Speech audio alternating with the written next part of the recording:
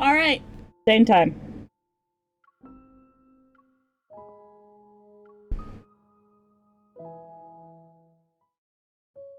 I had like 2 of the same of Zane's have in 2 temples. It was so rude because at the time I was super angry at him for the main story.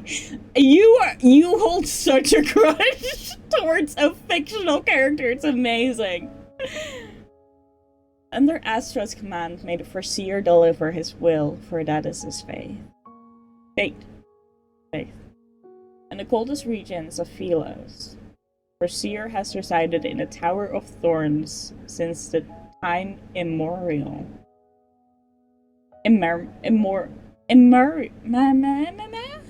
Oh, I'm super bad with grudges, fictional and real life. I fucking noticed.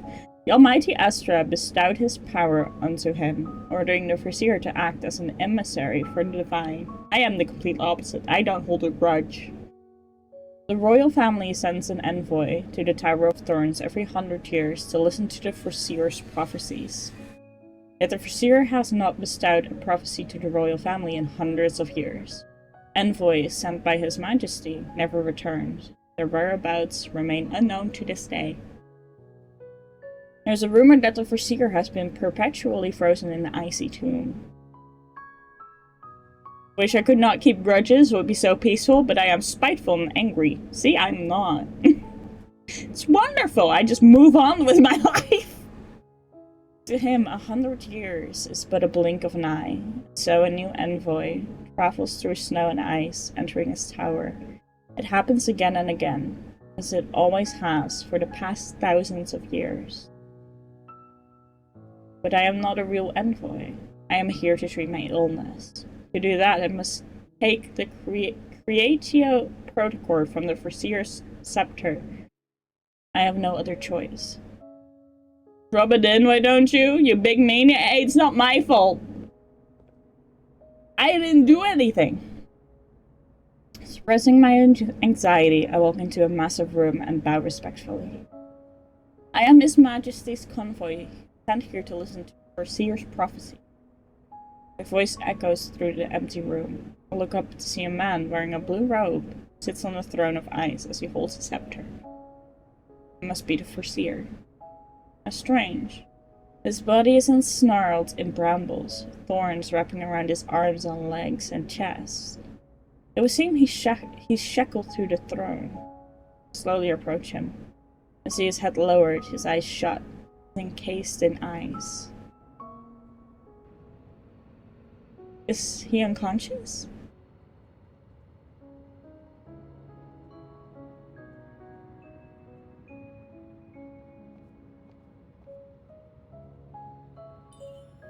There are no signs of life. Truly is an icy tomb. So I'll take the Creatio Protocol.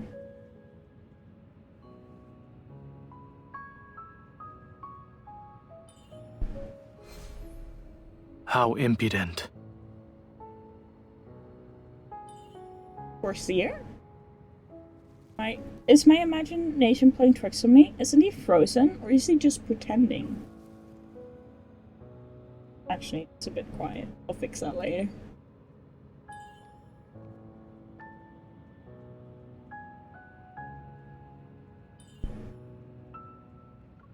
He's a lot more spiritually than I thought. Every book I've read described him as an old man.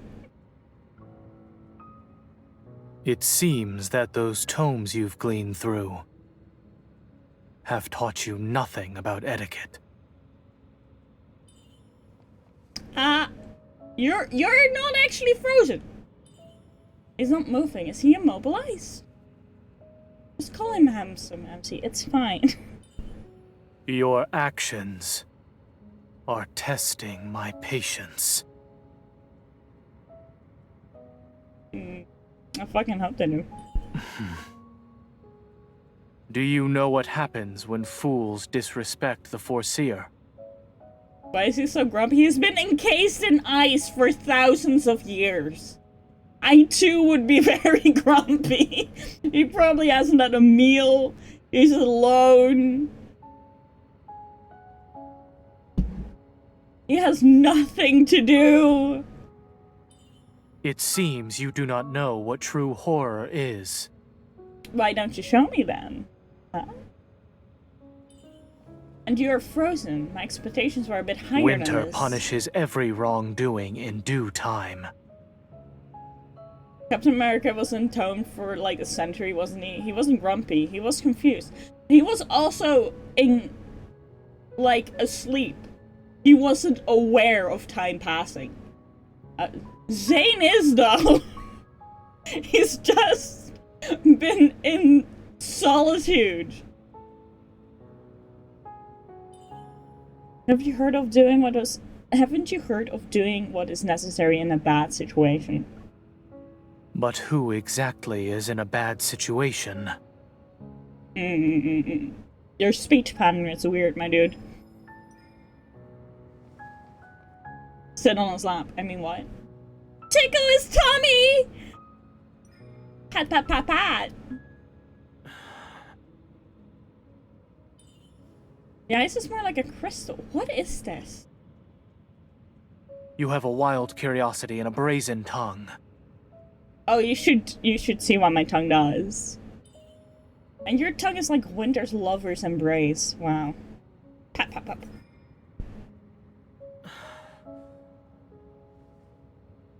A punishment. That's your punishment for being impolite? And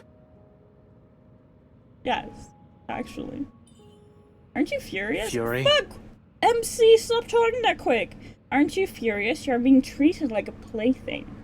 MC's in mood, as per usual. Those sorts of emotions I no longer have any use for. I see. Just caught up in the moment. I must finish what I started. Take the protocol. Fuck him.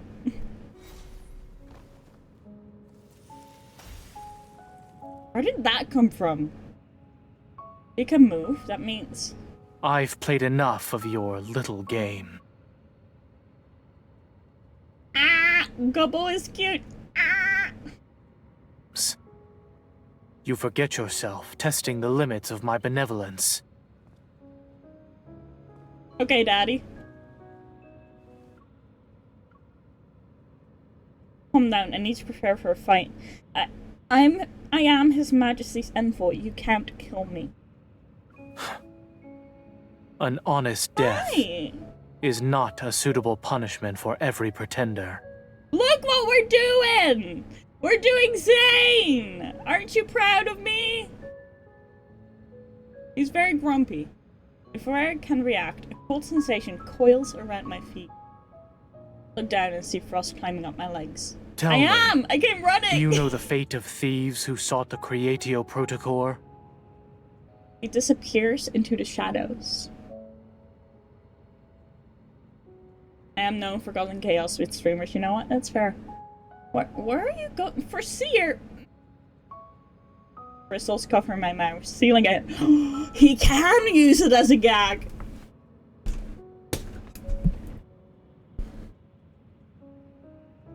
So, I'm taking mental notes.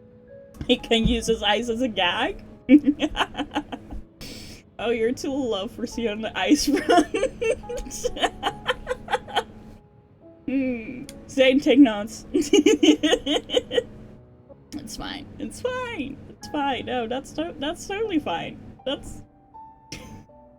The next time I open my eyes, sunlight drifts through the windows. And went through the window adorned with roses. He left me here for the night?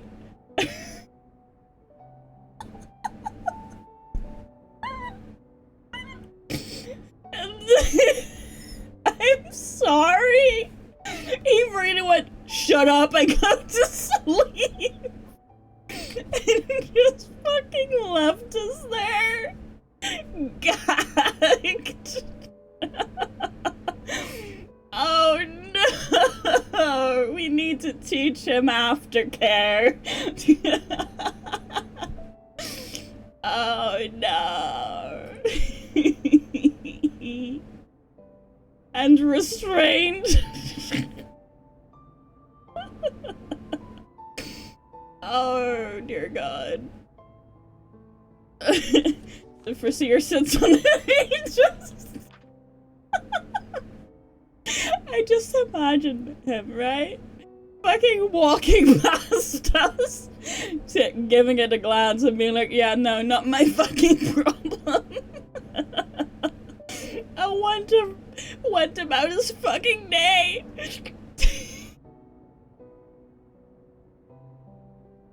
What an ass! I know, I love him! Oh, the Forseer sits on his throne, reading a book. The sun's glow casts an illusion of softness on his cold demeanor. Forseer. A fine morning we have today. He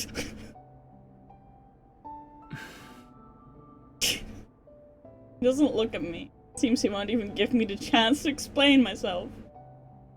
You've been encased in ice for ages. Would you still read on the throne? Shouldn't you be tired of the world's greatest chair after staying there hundreds of years?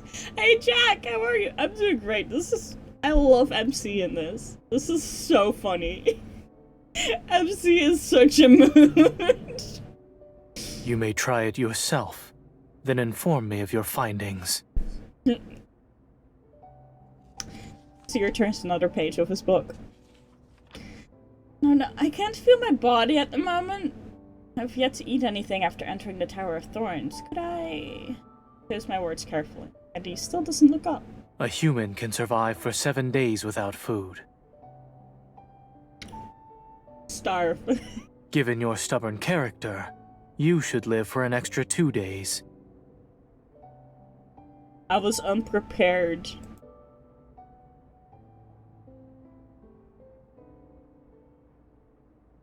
I was unprepared.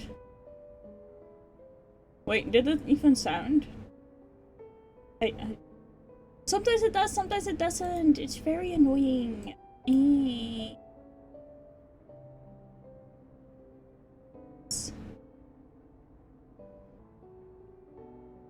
Given your summoned character, you should live for an extra 2 days. You're not going to leave me frozen for 9 days, are you? I choke up and my eyes begin to tear up. Are those tears of your remorse? Oh, alright. I'm not His Majesty's envoy. Hey, thank you. I'm here to ask for a prophecy of my future. Every prophet I consulted said I had 3 years left to live. I refuse to believe them. He finally looks up from his book.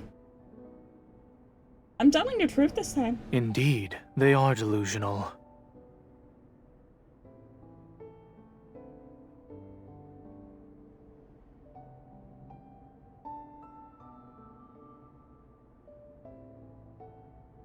Oh well, so go to the stop and go, wait a minute. Forseer, it's very rude to call me delusional. It might be correct, but it's still rude. Have you scribed my fate? To disguise yourself as the king's envoy and sneak into the Tower of Thorns, you certainly have less than 3 years. It's not gonna be 3 years, more like 3 days. Yep. Forseer, you can't. Ice covers my mouth again. The Forseer resumes reading. He's so done with their bullshit.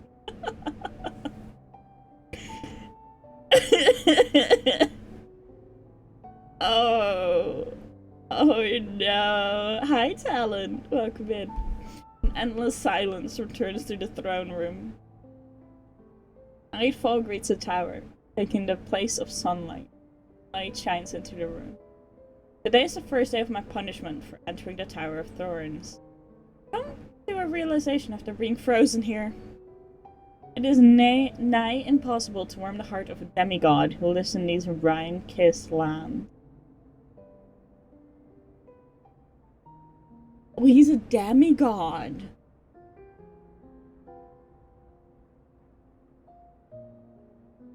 Okay, interesting. In the middle of the night, I am awoken by a radiant flash. Golden words float before me. They are magic. Magics cast by the Forseer's book. Is he looking for something? Forseer stares at the words. Brows furrowed. He is not happy with what he's seen. Ahem! I try to utter a sound. The Forseer remains unmoving. Do you wish for your mouth to be sealed once more? Please? I mean, what? It's a book about gardening, is it not? I also adore flowers. Okay, but when is his brows not furrowed? Never! This is... He has resting bitch face. He can't help it, okay? His wintry gaze falls on my face. Your mouth is only capable of spouting nonsense. Facts. He knows me well. I'm not lying! I used to be a gardener. Every flower I cared for turned out splendid. He's too serious and grumpy, except for when he's being soft and dry. Fuck. The Forseer stops what he's doing. The sharpness of his gaze pierces me, trying to gouge truth from my head. Did I offend you? Probably. In multiple ways, we have. Definitely. He looks away. With a lift of his finger, the ice on my body begins to melt. My punishment is over? I love his dry humor. It cracks me up. Same. Without any support, I fall to my knees. If you desire it, then I shall indulge you. Bitch, I fucking hope you do. The Forseer closes his book. The words of gold dissipate, and the room is plunged into darkness. Once my eyes readjust to my surroundings, the Forseer has already descended from his throne. Come, then. If you say so! I'm sorry. I follow him, climbing the spiraling staircase of the tower. I'm out of breath by the time we reach the top, while the Forseer is unfazed. I've heard too much dry humor, so more often than not I'm just shaking my head. But when I'm in the mood for it, it's the funniest thing ever. I love dry humor. In the distance, snow-covered mountains are like white seashells. Possible. I was not brought here to admire the scenery. TDS! Hi! Suddenly notice a tiny white flower bud between Jasmine? I fucking knew it. Why is Jasmine growing in a place like this? Seer's frigid gaze observes my every action. I carefully examine the bud. There's something wrong with it. I doubt it will bloom anytime soon.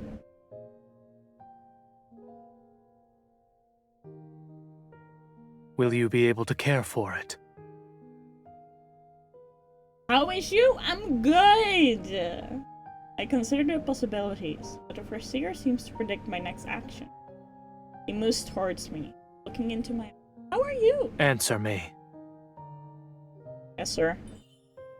Yes, of course! It's a miracle for anything to grow here without a competent gardener to tend to it. But will inevitably die. I emphasize the phrase tending to it and glance at the Forseer's expression. I'm good? Good to hear. Gazes at the bud and touches its small leaves. If this jasmine blooms, you may leave the tower with your livelihood intact. I'm not sure if I'm imagining things, but it seems the Forseer holds the jasmine in higher regard than I.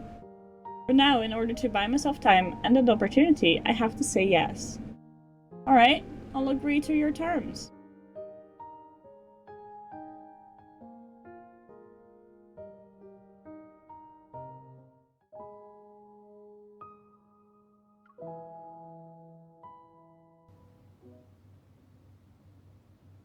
Stare at my reflection in the mirror.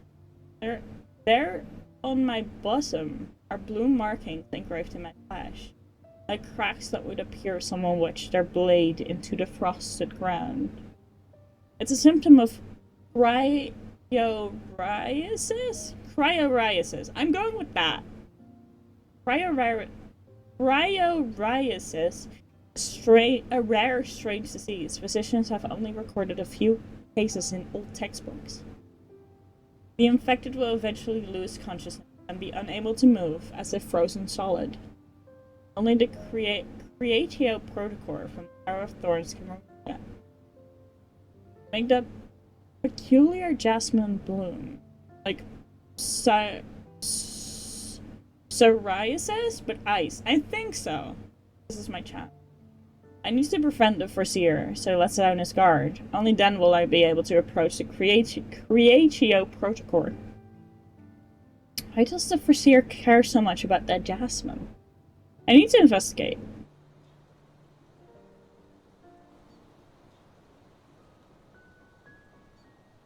Following morning, I examine every part of the tower.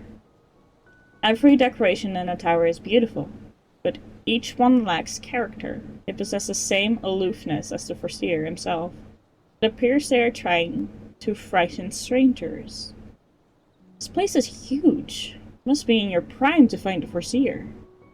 Having found a silver bottle, I fill it with water. Once I reach the top of the tower, I see him. His back is turned to me, and I am on edge. You are not here to supervise me, correct?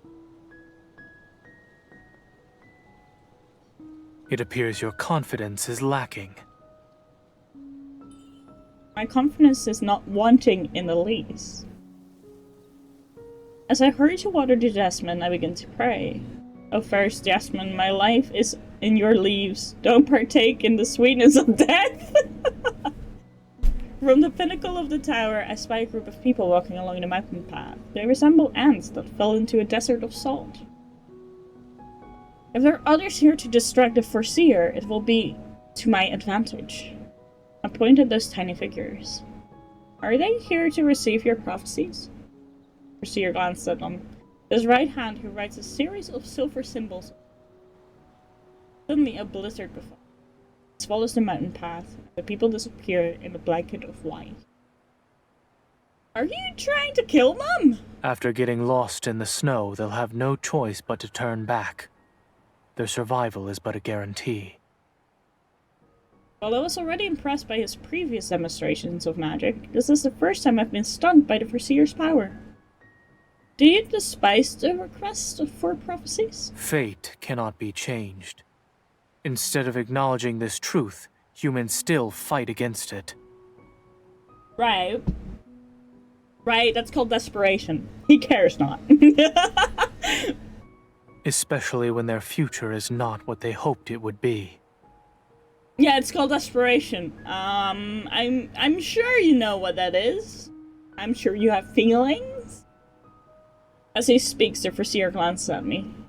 I lower my head, pretending to agree with him. I understand. I will focus on tending to the jasmine and not ask about my future. Even if it's meaningless, I am not going down without a fight. I just hope my resignation will help me gain the Forseer's trust. You will not. Several days pass. I've already memorized my daily routine for taking care of the jasmine. I could do it in my sleep. In the morning, I hum as I take my silver bottle to the tower's pinnacle. There, I see the Forseer gazing at the sky. Good morning, Forseer!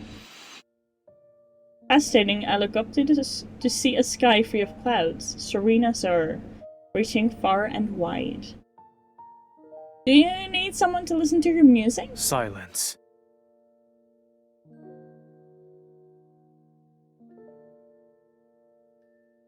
Say that again. I like that.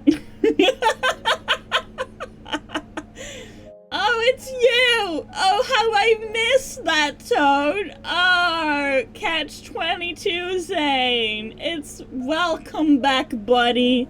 It's been a hot fucking second. It's been a while. Gardeners do not require mouths to work. You said don't, not do not. Get your lines right. He does like to silence MC a lot, doesn't he? Real Forseer and Borden say with him. We're besties.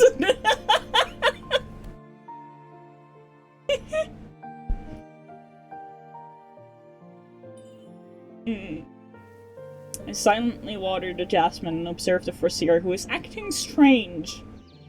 Suddenly, the sky is filled with cries of birds. I'm shocked by what I see. Thousands and thousands of silvery white birds fly towards the Tower of Thorns. The sky is covered in a shroud of crystalline feathers, clear as frost, and they shimmer like a nebula on the beach. What are they? Arcticions. Arcticions? Forseer raises a hand. One of the birds lands on it, seemingly answering his summon, and happily chirps. Does it know you? They pass the tower every year when they migrate. Not an answer, but okay. Forseer looks at the little bird, his expression full of warmth, and would greet an old friend with. Alas, that was eons ago. Thank you for the cheek rub. I've never laid eyes upon a creature as stunning as an Arcticon. Your Arcticion. hand. Hey, yo! Reluctantly, I hold it out. He places his hand on top of mine. I panic and pull back my hand. Don't be afraid. Humans are the least of their concern. His hand, warmer than I imagined it to be, gently grasps my palm. A silvery white bird hops from the Forseer's hand to mine. Its feathers reflect the color of the sky, deceptively depicting a light, brilliant blue. It's lovely. I guess you don't just stay secluded indoors and read all the time. So that is the conclusion you arrived at while resting in ice.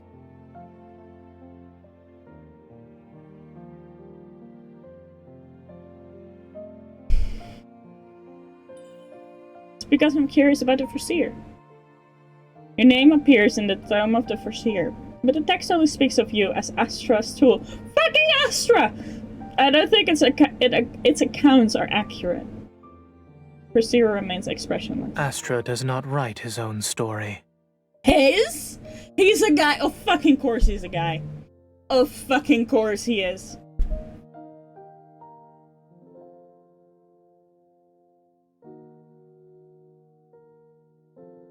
I hate Astra. The imagination of mortals is what remains in the sands of time.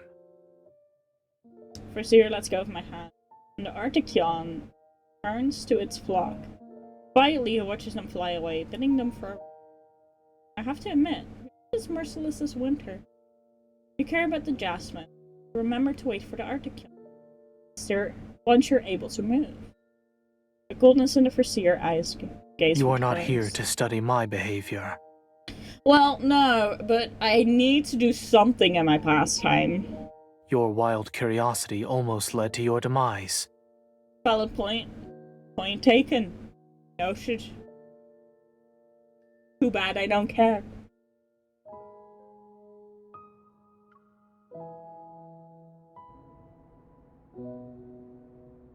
Although Forseer checks the jasmine every day, it's not enough to get closer to him or to create geoprotocol. You need to spend more time with him. The day after watering the jasmine, I purposely walk by the throne room. Forseer is reading.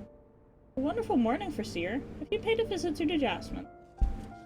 What do you want? Hey, hi! Good morning! How are you? Would be nice, but I digress. I don't want anything. Why would I? You never passed the throne room after watering the flower. Oh, who's studying whose behavior now? You actually noticed. Did you know today is what? Waishan Day? I have heard of it.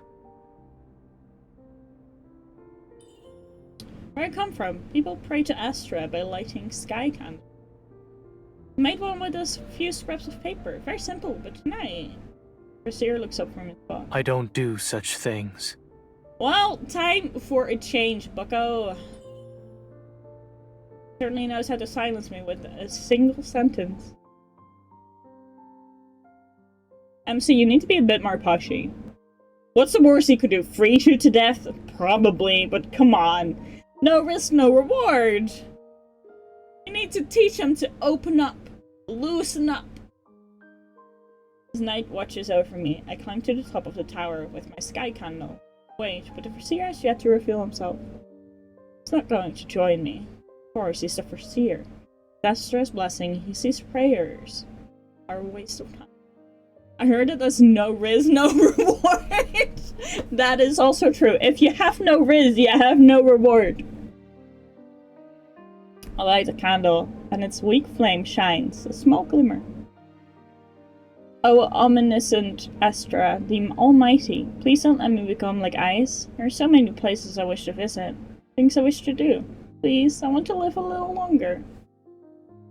I whisper my wish and let go of the sky candle. I watch it float into the air. And when it reaches a person's height, it breaks, flutters, and falls to the ground. As I start to ignite my wish, I kneel down and silently pick up the scattered pieces. Turn my head in the direction of the footsteps. Their cloudless sky, radiant moonlight illuminates a figure. It casts a glow as white as snow on those blue robes.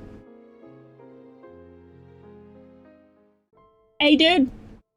I force myself to smile. It's a good joke! Even Astro thinks my wish ridiculous. He told me to give up. For him to hear you, I suggest using a sturdier vessel. Iridescent glitters. An iridescence glitters in my hand and materializes into a lantern of frost. Is this ice? You can set ice aflame?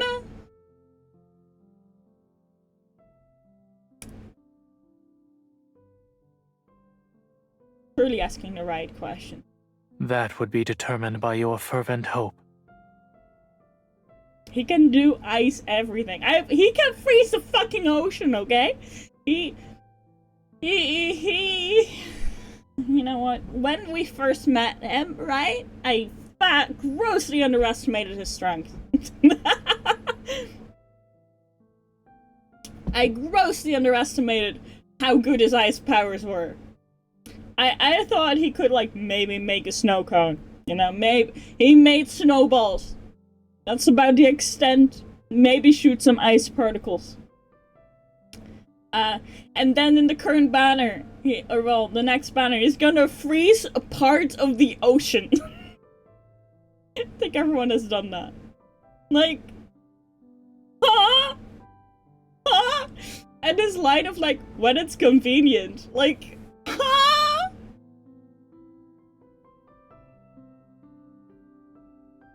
Raph needs to fucking step it up.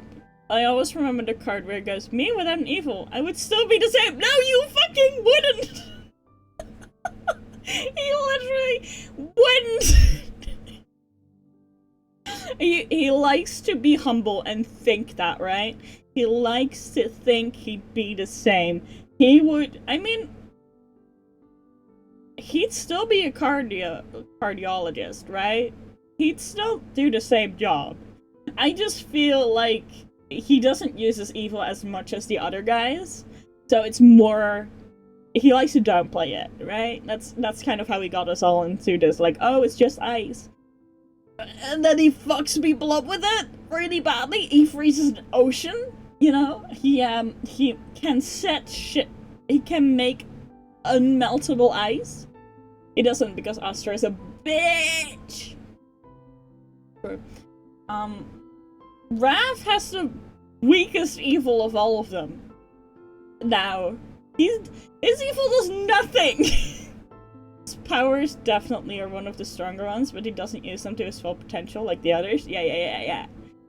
Raph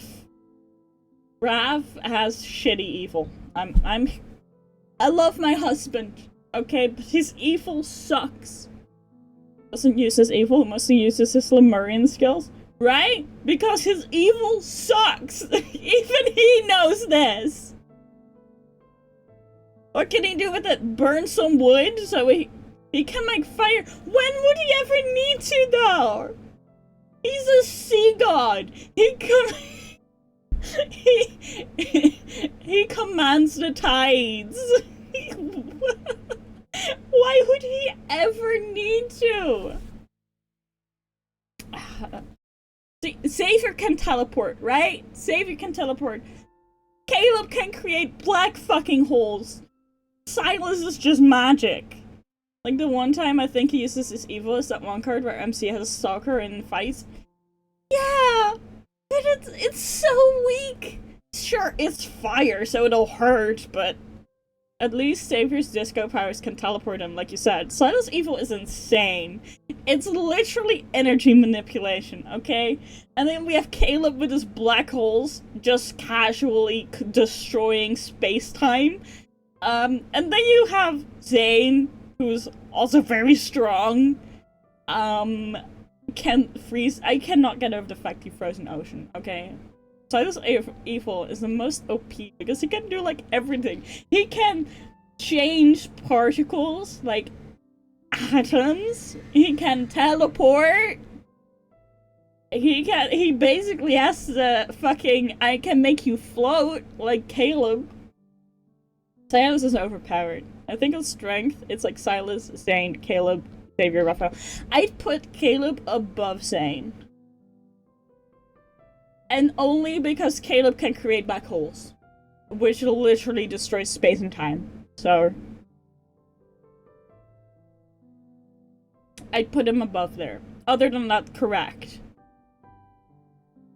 Raphael is the weakest one. Raphael got the short end of the stick. Raphael has a face guard so lethal they couldn't fucking make his evil match it. And the black hole thing does make him go higher, but I don't think I've seen him do that. He has it in his brain! He does it in the main story! He does it a lot! His literal survival depends on it. It's been a while since I've seen him in story. Fair! No, he has one in his brain that he created, to basically lock the chip, the Tarum chip. Man made a black hole in his own brain to remember MC. Yeah! And the fucking bad guys, I forgot their name. I forget their name. I can't remember. Anyhow, they're just like, why can't we control this guy fully? It only works for like 80%. Where's the other 2%? 20%. It's in the black hole. He has it isolated. It's insane. I don't remember that. I forgot I'm playing a story. Yeah. Still Heston. I light the ice lantern. The fire flickers before the lantern is engulfed, ice turning a warm orange. I do remember that they can't fully control him, but not because of his evil black hole thing. Yeah, that's literally why. How do I let the wind carry it? The Forseer's face lights up. Lit up by the ice lantern's display of colors, fire has brought a warmth to his frigid gaze. That explains.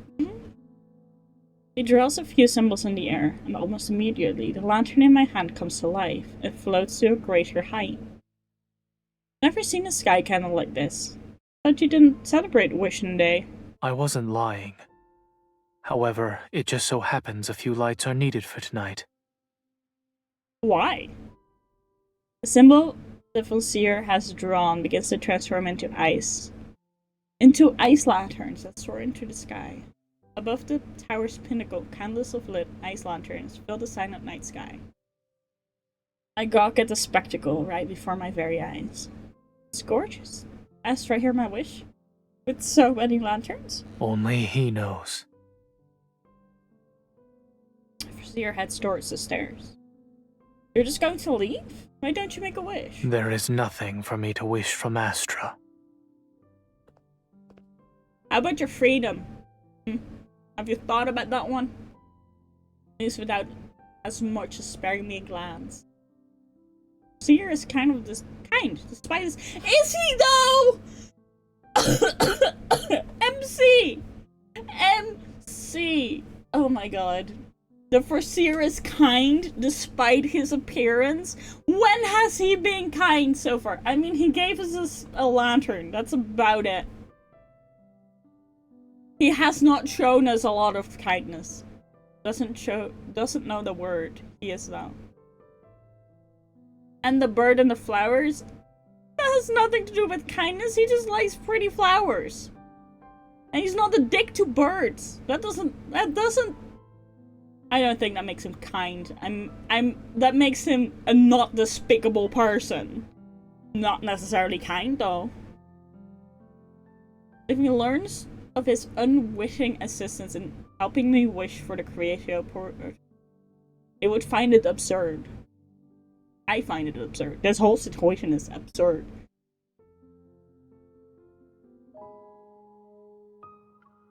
I need this MC as my standards. It seems right. Under my care, the adjustment buds grow bigger by the day. I am happy, but also nervous. Oh my god, look at the library. Oh my goodness. It's huge! According to my expertise, the jasmine will bloom in less than a week. I don't have much time. I also learned that, other than reading and checking on the jasmine flowers, on the jasmine, the Forseer stays at a location hidden behind an ordinary door in the basement. What is he doing there? Is the Creatio Protocore's location? When the Forseer disappears behind the door again, I pretend to lose my way and follow after him. What greets me is an unbelievable sight to behold. Behind the door is a library, the ceiling nowhere to be found. Bookshelves stretch as far as the eye can see. Did the Forseer obtain his books from here? How can he find anything in this place? I don't even know where he is. My mumbles activate some sort of switch. Ice materializes beneath my feet and carry me into the air. The mystery of how he acquires his books has been solved. I feel as if I'm lost in a sea of books, for shelf after shelf is filled to the brim with them. The ice stops in front of a bookshelf. I'm a good distance off the ground. It's not here. The ice doesn't move. Carefully, I grab the book right in front of me. Its title is Philo's Floral Inquiry. I open the book and see the pages about jasmines have been read the most. Jasmines again. Why is this flower important to him? Is it just because he wants the one atop the tower to bloom? Reading the notes, I try to piece together an answer. When I turn the title page, there is a single word on it saying, fuck! Oh no! Oh no! Oh! Ow! Ow! Ow! Zane. Who is the Zane? He is the person you seek. Hi! Sorry about snooping. Huh?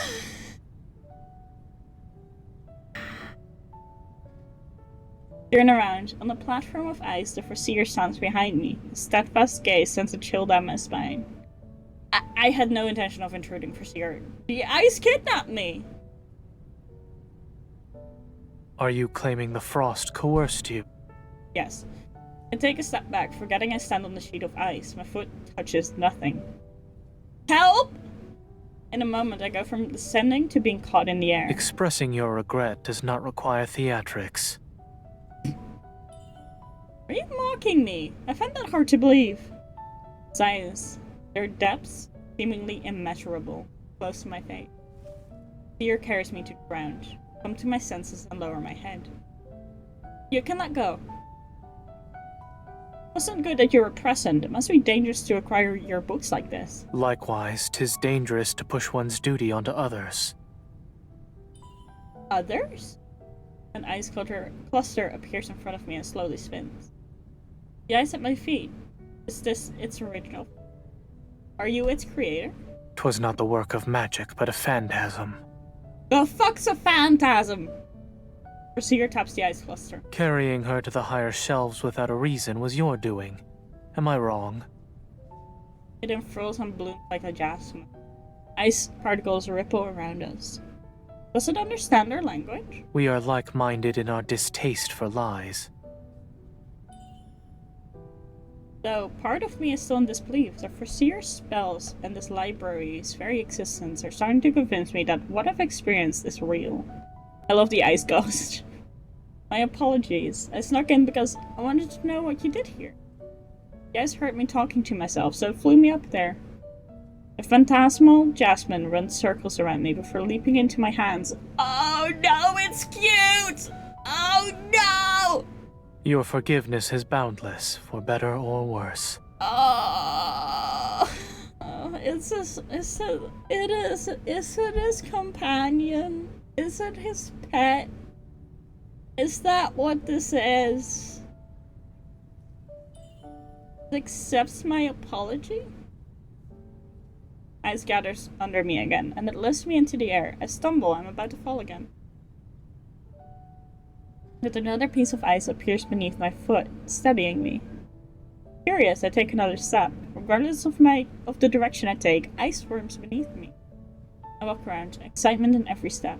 It's like having a platform at my command. Incredible! It knows what I'm about to do. The individual subconscious is also a form of energy. It can sense even the smallest of changes. My name is Jas? It was reminiscent of a jasmine when unfurled. You and the phantasm should decide. I am but a witness. Jas? I stop before the Forseer with my icy plant.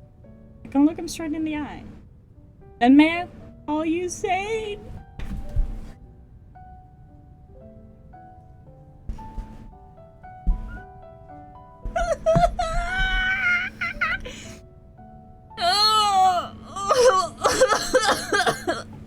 Ow! Fuck! Why? Painful. Who hurt you? Who?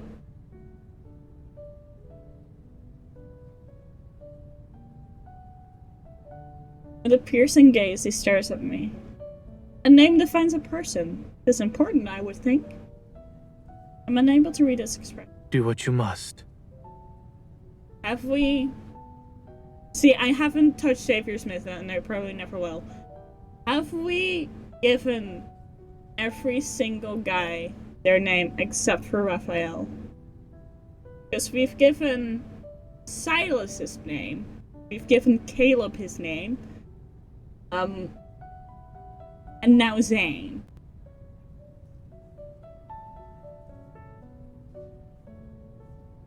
No, Xavier knows his name, so Xavier and Raph are the only one who MC hasn't given a name to.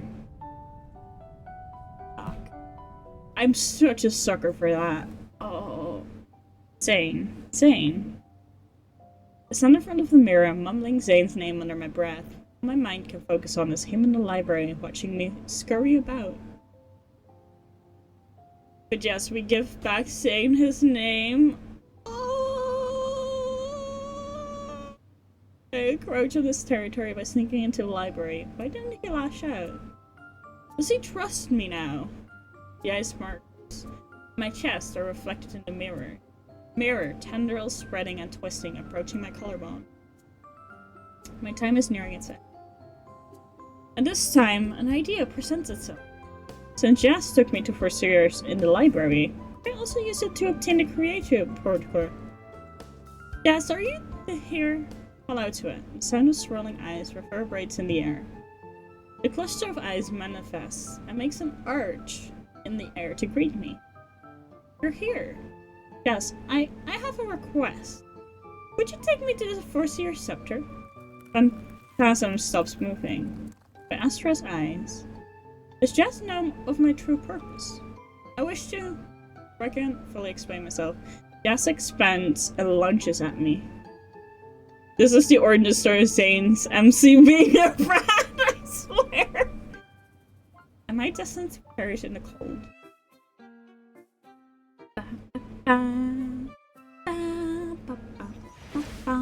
Before I could utter a scream, I realized the crystals phased through my body. There's only darkness. The faint sound of running water catches my attention. Where am I? A distance away, I can make out an indigo spark. Surely must be the Creatio protocol. Thank you, Jas! As the light is within my reach, I take notes of my surroundings. Steam escapes behind a dark-colored curtain. Is he taking a fucking shower?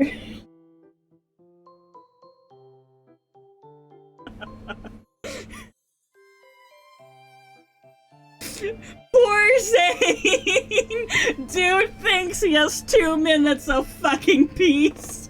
And MC is like, I wonder how I can ruin this for him. He has a whole evening to himself to just relax, do whatever the fuck he has to do. And MC is like, funny that. You know what I could do? Ruin it for you. Watch me. But he's just like me. Steam escapes from behind a dark-colored curtain. Moonlight shines through the window, landing on Zane's shoulder and revealing the drops of water running along his back. Why was I brought to the Forseer's bedchambers? Let's take my leave before he notices. Hold my breath and take one step back. Zane turns around and our gazes meet. Oh, you're clothed, thank God. I'm sorry for disturbing you. I swear on my name that Jazz brought me here. Maybe the turmoil in my mind is playing tricks, but Zane is unperturbed. With a slight curl of his finger, the steam around us turns into a white cloth that hangs around his waist. With another wave of his hand, scene 4. Forrest pulls me in his direction. I stand before him. What brings you here?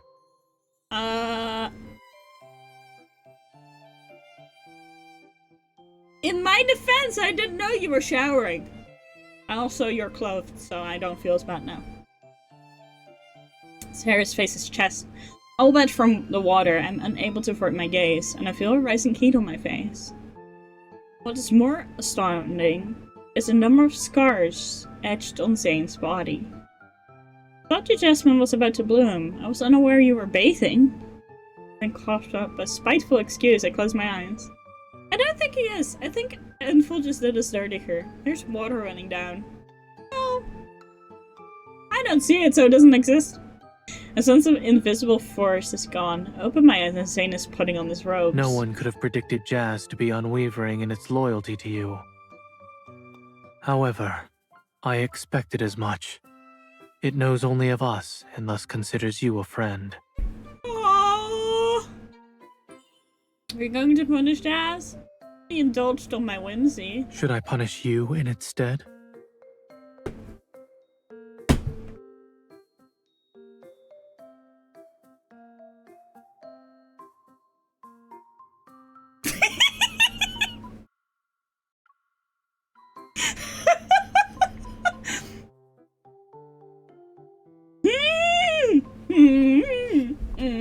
I mean,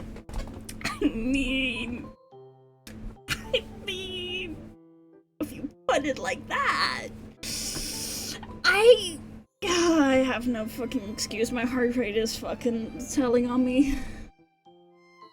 If the jasmine means something terrible, as I sit in an icy prison for 3 days and Worry 3 not. nights. Punishment awaits.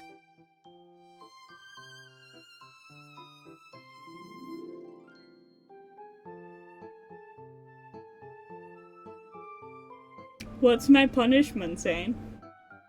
What? What's my punishment? What do you mean? Are you going to kill me after the jasmine blooms? Moon.exe has stopped working, now you're now a puddle. You can't run those lines by me and expect me to function. Is a horrible death the only consequence you can think of? No, I can't.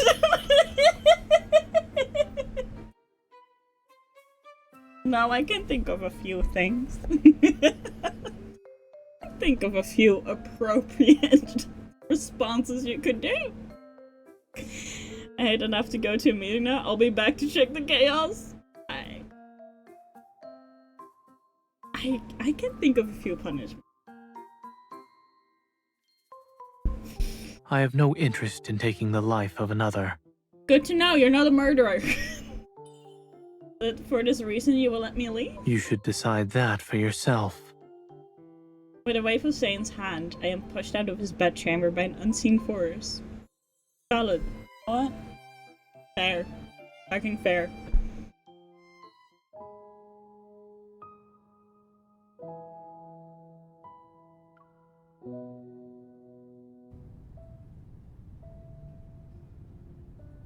Thing catches me if I'm anywhere near the Creatio project. The more I learn of Zane, the greater the mystery enshrouding him. The scars etched into his flesh. Someone has stabbed him. That someone is Astra. And no one else lives in the tower. How could he have been wounded? He is also blessed by Astra. Who could be powerful enough to injure him? My curiosity extends beyond our current relationship. In other words, I will never be given an answer. The very next day, I visit the library at midnight. Gus takes me to the same shelf that has Philo's Floral Inquiry. Zena was reading this book. Everything is connected to the jasmine. I open the book and study the text, paying special attention to the pages with notes left by Zane. Once again, jasmine appears. How is it related to all of this? I read his note, out loud, and responding to my voice, the pages begin to glow. What's happening?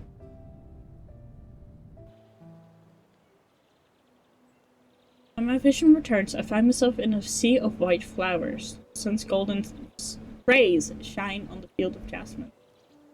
Except the flowers are all flower buds. By a familiar figure, watcher, observes his field. Zane, why are you here? Where are we?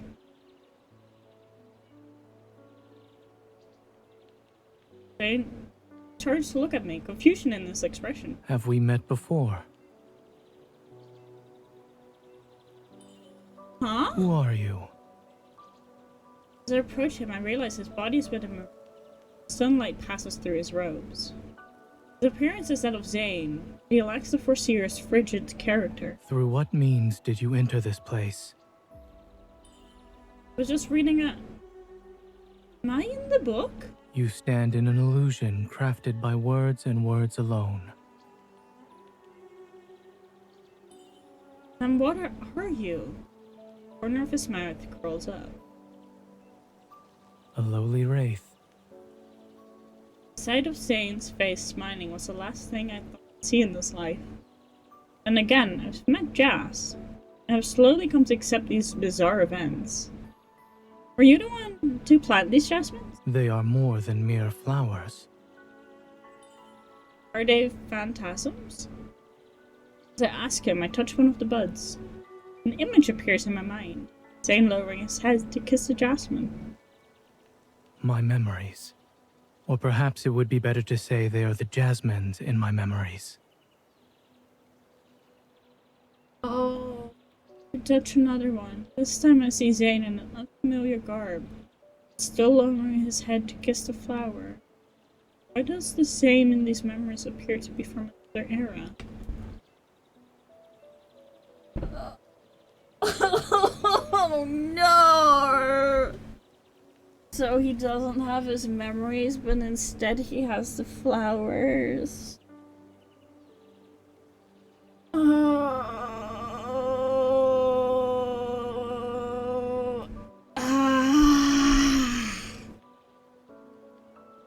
Each one is my life of another time.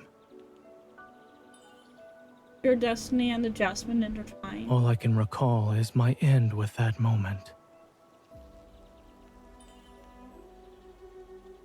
Not what I saw. Again and again and again, like a cycle. I do not remember what happens after. Therefore, these buds can never blossom. Because he doesn't have his memories. 'Tis why I bring each one here. I stare at the seemingly endless ocean of flower buds. Each one represents a memory without an end. So many are. Recall Zane's note. Once again, Jasmine appears. Isn't the Forseer able to see the fate of everyone in this world? He cannot see his own.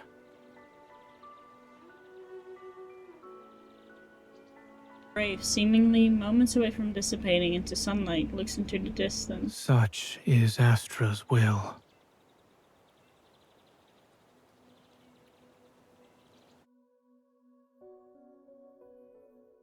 Leave the library and slowly climb the staircase. My thoughts still linger on the book's illusion. Reach the top of the tower, and there, Zane stands in the moon immaculate glow, thinking deeply while gazing at the jasmine. Understand its significance to him now. He's finding his desire to remember onto the flower bud. Is that why he calls us his jasmine? Because they're so important to him? Because they're technically just his memories? For his lifetimes? Ah, hurts me.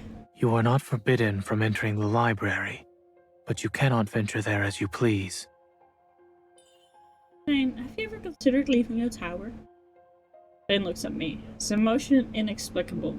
What text did you find to make you ask such a thing? Maybe these jasmines represent the outside. Zane lifts his hand, and I am abruptly pulled towards him. His hand grabs my throat, his wintry gaze meeting mine. Your insolence reveals itself. Allow me to remind you of your place.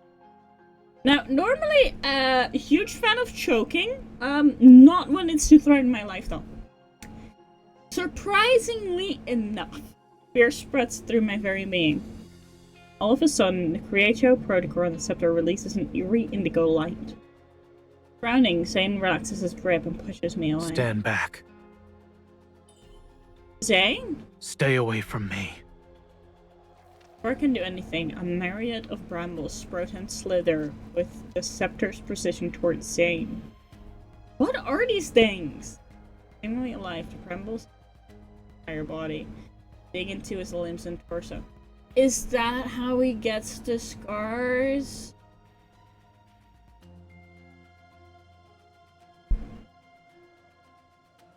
It's exactly like our first meeting. He was bound to the throne. These are preventing you from leaving. His gaze is as cold as a winter stain. The Forseer cannot set foot outside the Tower of Thorns. One of the brambles rushes, scrapes my arm, a line of blood red as proof. Zane lifts his finger as it peers and shields me from the brambles. A few swipes is all it needs to take your life. I remember the Creatio Protocol glowed when he talked about being outside the tower. Is it because it suggested you leave this place?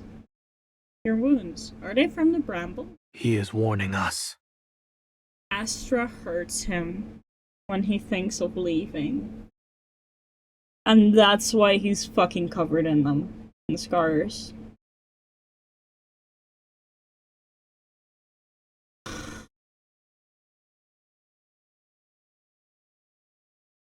It's fucking love and depression again! Astra?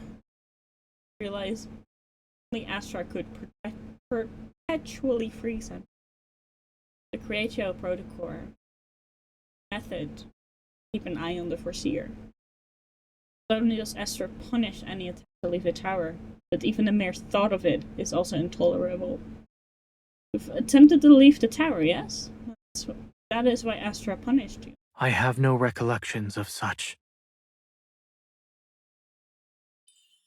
Sorry, I was unaware. I assumed you didn't want to leave. You've begged enough for forgiveness. Destiny's guiding hand may have brought you here, but it is time to abandon your curiosity. Brambles seem to have calmed down and disappeared into smoke. Not my wounded arm. I assumed I was free. There will be a solar eclipse tomorrow. I must wait at the tower's pinnacle for the prophecy. Unless I tell you, you are prohibited from entering. I'm gonna enter anyway, just because you told me not to. Astra gifted one of his eyes to the first. By walking the winding path of time, the Forseer understand its passing. The power of a god.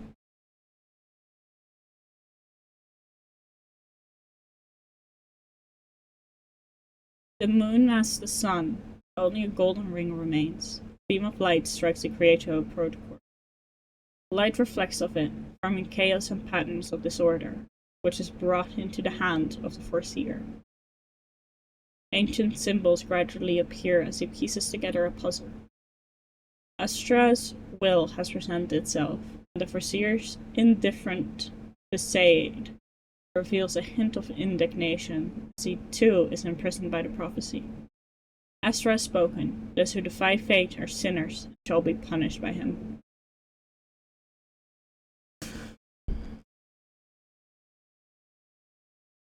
That's fucking sad! Jesus.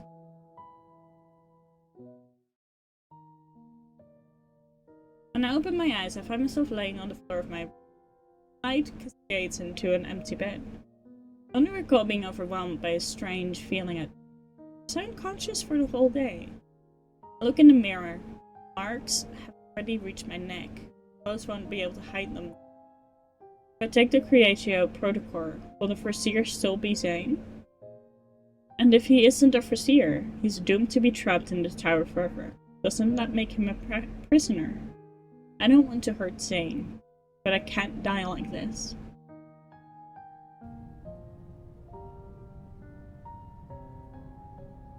What if I told Zane the true extent of my illness? I entered the library. Ice appears in front of me, forming an arc. Yes, is the Forseer here? Phantasm sways from left to right. He isn't. You and the Forseer dislike lies. Would you ever forgive someone who has lied to him? Jess sways in an agitated manner. Of course, you won't forgive me then. Jess hears sorrow in my voice, and the platform of ice appears under my feet, lifting me up.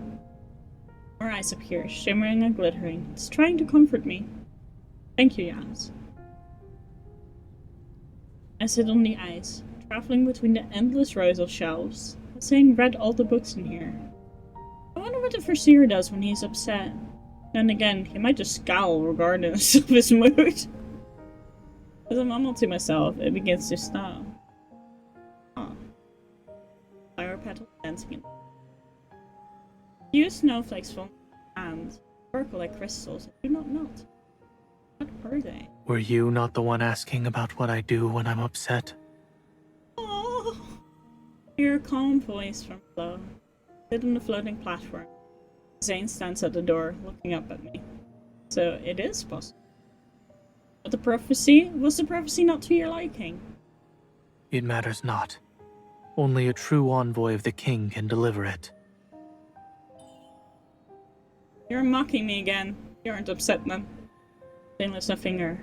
The ice carries me down to him. He looks me in the eye. And you? What do you do?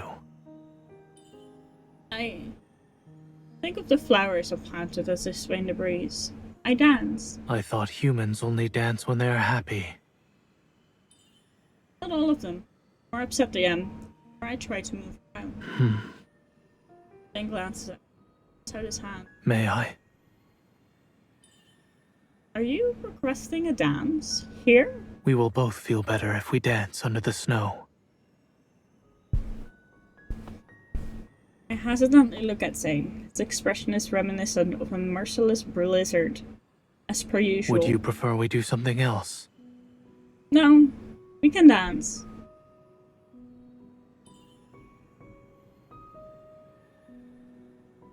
Until Zane's hand spreads from my fingers to the rest of my body. In the tower's library, we waltz. Snowflakes gently flutter about, and we step on the jasmine-shaped ice. Everything has led to this precious moment. We gaze into each other's eyes, our hands touching, our steps synchronized. You've lived there by yourself since the beginning. Who would have taught you how to dance? This can't be your first time. Perhaps my body still remembers the motions from the past. Are you referring to your other lives? The Forseer cannot truly die, so your description isn't right. Zane looks at me, but he's gazing into a time long gone. What is it like to remember things from another era? It is no different than being in a never-ending snowstorm. Watch Zane, the lonesome air surrounding him. Though we are in the same room, moving to the same rhythm. He is a dreamer whose dreams may soon come to an end. Squeeze his hand. If the snowfall is eternal, find someone to dance with you. At the very least, the two of you will be happy. Zane's gaze sweeps across me, like a feather brushing across my cheek. You don't seem to be upset anymore. I don't like this. Our dance would be better with some music. Following the rhythm of her steps, I start to hum. Her voice echoes within the library. You always hum this melody when watering the jasmine. So you've noticed. Will you sing for me?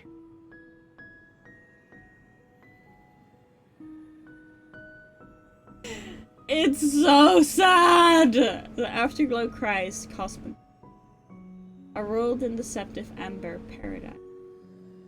In these scents of person,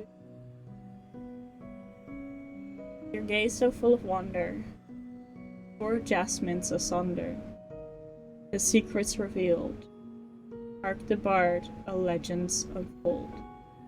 The distant tale they sing to you, unspoken desires, sincere and true. A jasmine in time's embrace, a fragrant area, a moment's of grace.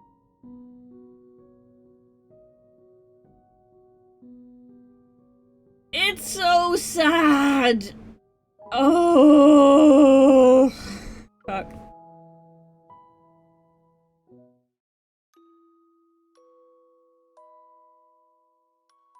Dan cannot recall the first time the jasmine appeared. Ever since he took upon the mantle of Forseer, Tower of Thorns had always been home to the jasmine that never bloomed. It's like a riddle forever waiting to be solved. Or maybe it's a metaphor for his fragment. The jasmine's existence is an unremovable thorn, a reminder of his past, of his failure to remember who he is. Zane dreams the same dream. It is one he has dreamed of many, many times. He kisses the jasmine bud, and then his entire being sinks into darkness. Zane, Zane! But he hears her voice cutting through the shadows. Why does her voice sound as if it's from the jasmine itself and from the distant past? Zane waits for the darkness to swallow him once more. Yet when he opens his eyes, jasmine he kissed in this dream is turned into the face of a girl. Zane! Zane! I frantically knock on Zane's door. Time passes before Zane opens it. He appears to have just woken up, his eyes hazy with sleep. I thought you were normally awake at this hour. Zane doesn't respond. He only looks at me, as if I were a stranger. Never mind, follow me! Brimming with excitement, I grab Zane's sleeve. I'm surprised he lets himself be dragged out of his bedchamber. Did it bloom? I bring Zane to the top of the tower. In the joyous glow of the sun, the jasmine's trembling petals unfurl one after another. Zane, the jasmine has bloomed! Check Zane's expression, curious about his reaction. His eyes hold a burning spark as he looks at me. What? Haven't you been looking forward to this? Zane lowers his gaze, suppressing the light in his eyes. It seems he's looking at the jasmine at me. At last. Well, am I not a skilled gardener? You were late. Huh? But not a single blade of grass grows here but a strange jasmine. You don't need a gardener. Hence why it only bloomed in your presence. Don't charm me with praise. Now you're making it sound like it was bound to happen. Even thought, Saint stares at me. Have I offended you again? Why are you looking at me like that? His gaze shifts to my hand, still holding his sleeve. Oh, I'm sorry. I was too excited. I let go. Zane grabs my hand. This is not a mere coincidence. What? You are not the first to step foot in the Tower of Thorns. No one has been able to make the jasmine bloom. Only you have succeeded. Something about his voice makes my heart beat more quickly. What is it? Not your usual self. You're right. Zane hesitates, an indescribable emotion flooding his eyes. Allow me to take you to another place. To where? You said I could leave once the jasmine blooms, did you not? Do you want to leave now? Do I? Do I want to steal the Creatio Protocor, make Zane lose his power and leave him imprisoned in the tower forevermore? No. I don't want it to be perpetually frozen anymore. But I will die, won't I?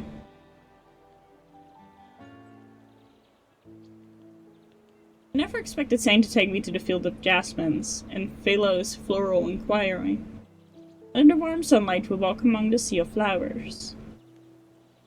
Zane? He turns to me. The expression on his face is familiar yet unfamiliar. It's unfamiliar because of how different the Forseer and I are. The distance between us a chasm. But the current him reminds me of that wraith. I don't understand. Was the person in front of me real or an illusion? Why did you bring me here, Zane? Zane's eyes shimmer like a lake of midsummer's day. I wish to confirm something. What is there to confirm? He cups my cheek, seemingly losing himself in my eyes. His gaze shines bright. Heart is racing, violently beating in my chest. That I won't lose you again.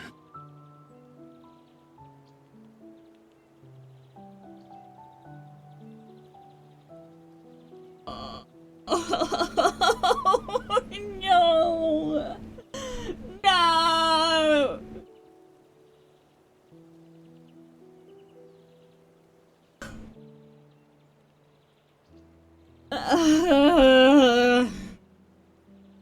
And then a suffocatingly indigo is all I can see.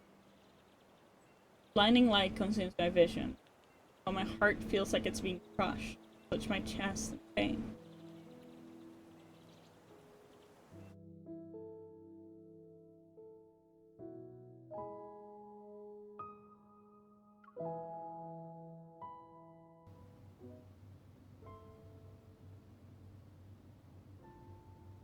Cradled in Zane's arms, the girl lies still.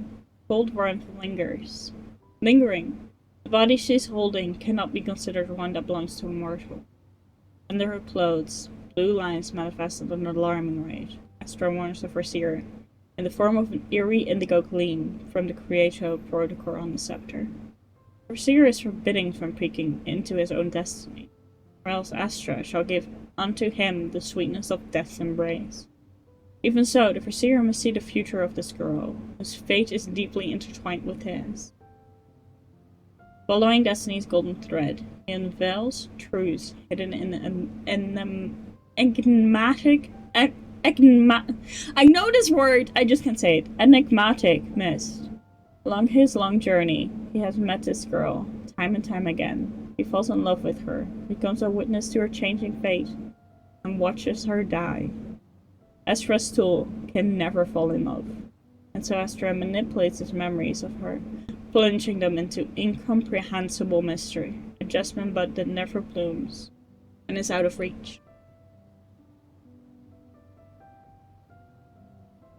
Slowly open my eyes. Why am I here? Before fainting, I remember a flash of indigo light and Zane's concerned expression. Did Zane put me here? How long was I sleeping? I struggled to stand up, before staggering out of the room. Zane.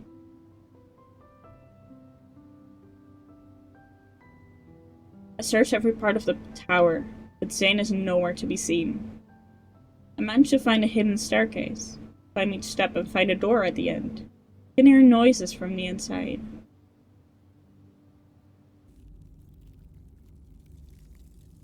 Pushing open the heavy door, I see Zane shackled to a wall in a corner of the room. This is a prison.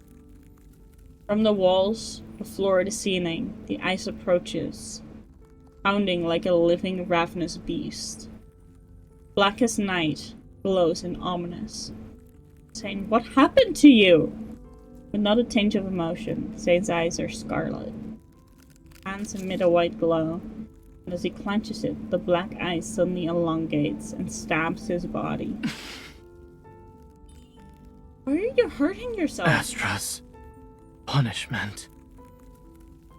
I realize his body is moving on its own. I remember when I accidentally entered in Zane's bedchambers once he came out of the bath.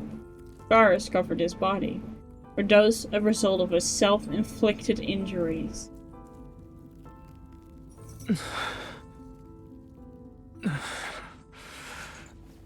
My baby, no!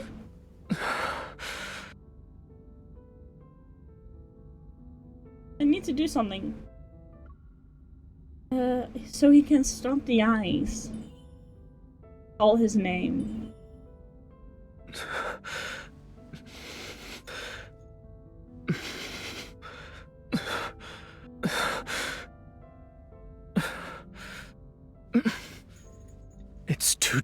has...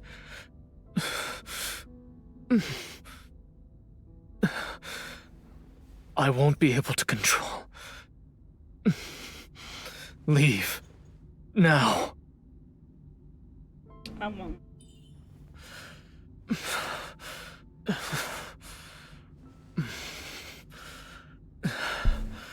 I cannot die. This agony I've experienced before. It's so sad.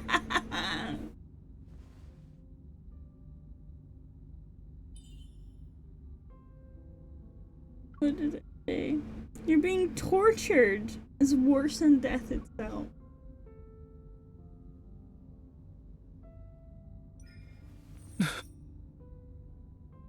Is there a way to remove it?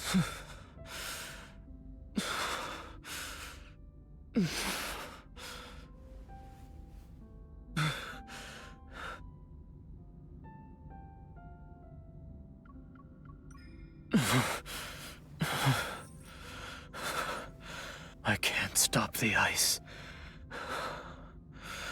You'll get injured.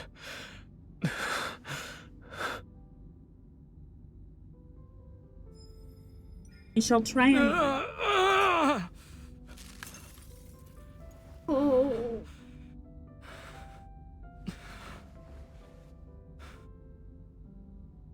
It's so hard.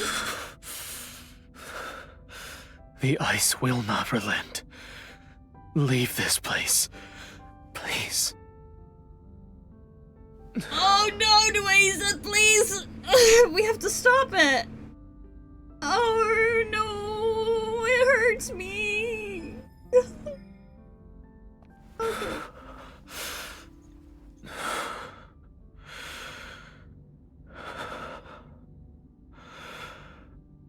Why didn't you leave?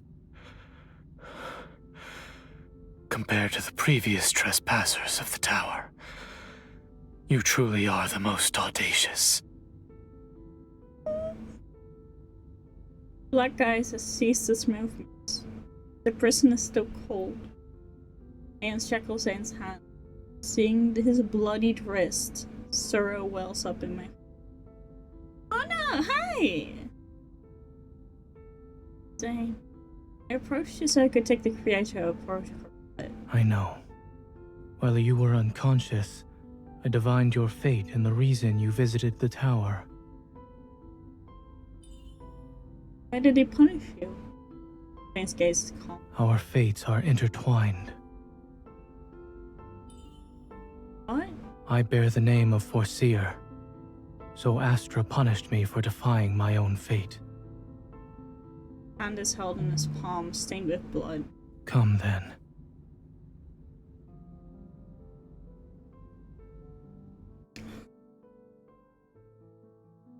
This poor man. So bad.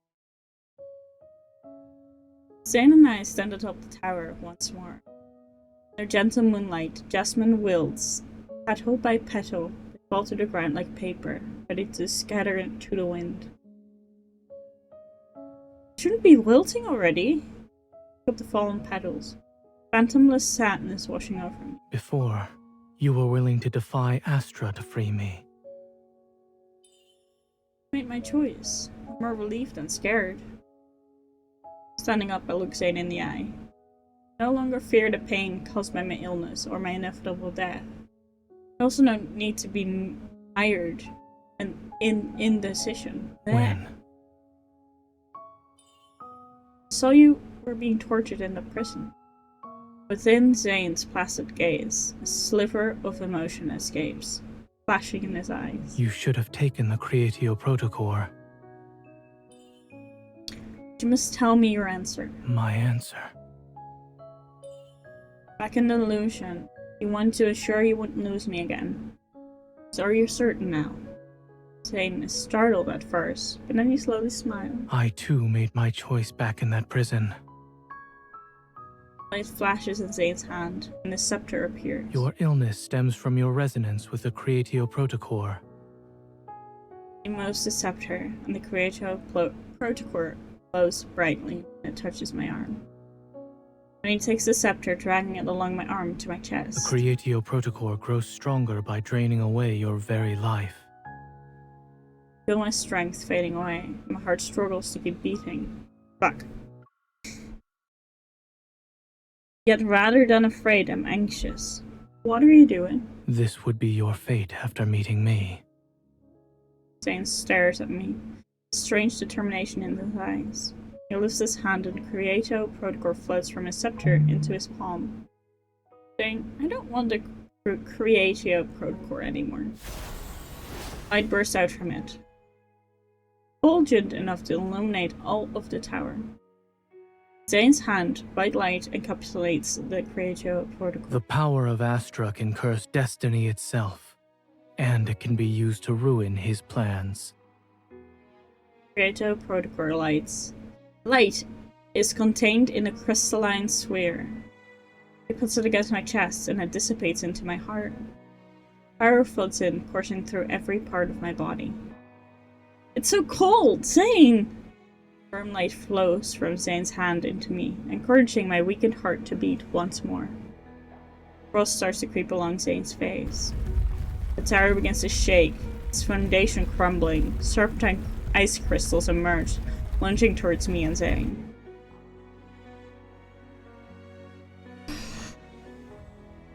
Zane embraces me, and light from his hands shield me from the ice.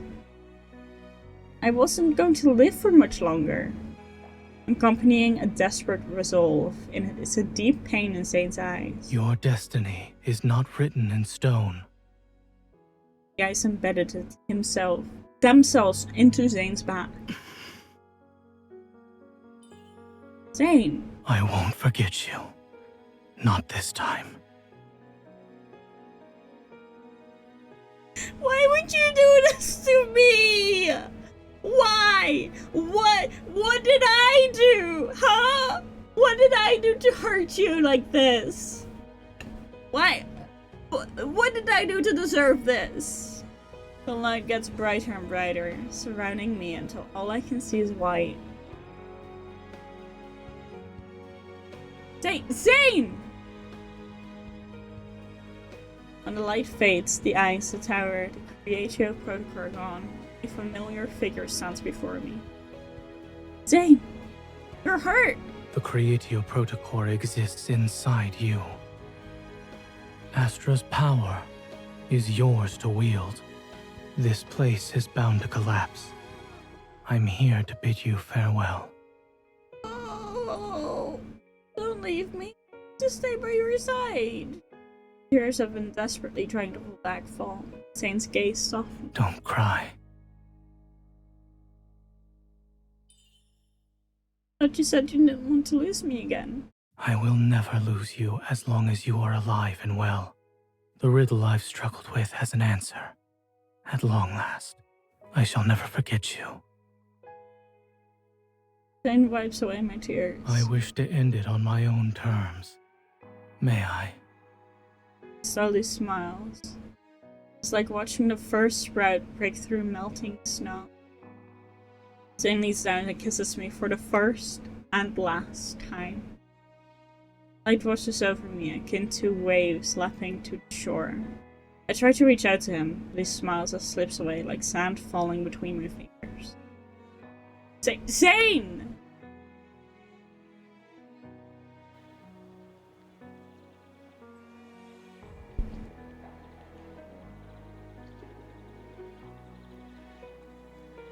I sit up and find myself in a field of flowers. Jasmines? The warm sun shines down on them. I'm reminded of the book's illusion. However, these jasmines are in full bloom. Are you alright, miss? Where am I? I need to visit the Tower of Thorns. Don't be silly. There's been a raging blizzard these past few days. All entrances to the mountain have been blocked.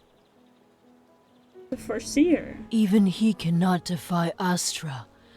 No one knows when the mountain path will be clear. Best you forget about receiving any prophecies. The tower is but a tiny dot in the distance. I can barely see it. My frozen heart shatters, breaks, splits within a single moment. I lower my head, tears falling one by one onto blooming flowers. Don't cry. Saying? Through the tears, I see a sphere of soft white light. Promise me you won't cry anymore.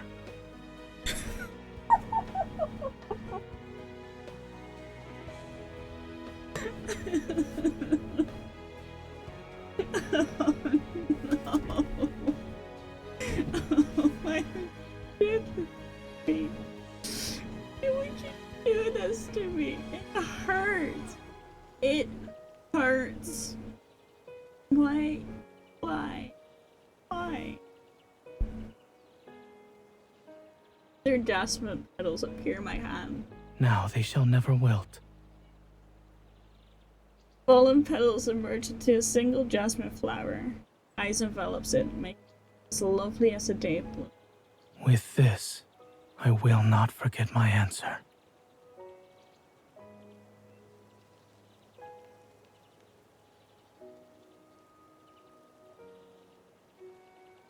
Howling blizzard never seen. Don't go around saying you live for angst and then complain it hurts. It's not a I mean, it is a complaint, but it's like, it's a valid complaint, okay? I can enjoy the hurt and still notice it fucking hurts. Howling blizzard never seen before as this all past leading to the Tower of Thorns. There's no telling if the snowstorm will ever disappear. The mountain and its lord have fallen into an eternal slumber. No one can venture into the tower. No one has ever met this Forseer since. The legend rests in phantomless rime and snow. Forgotten.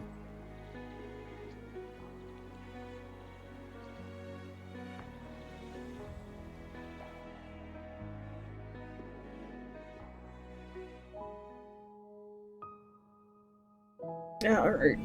That was painful. That was that was so painful. What the fuck? What the fuck?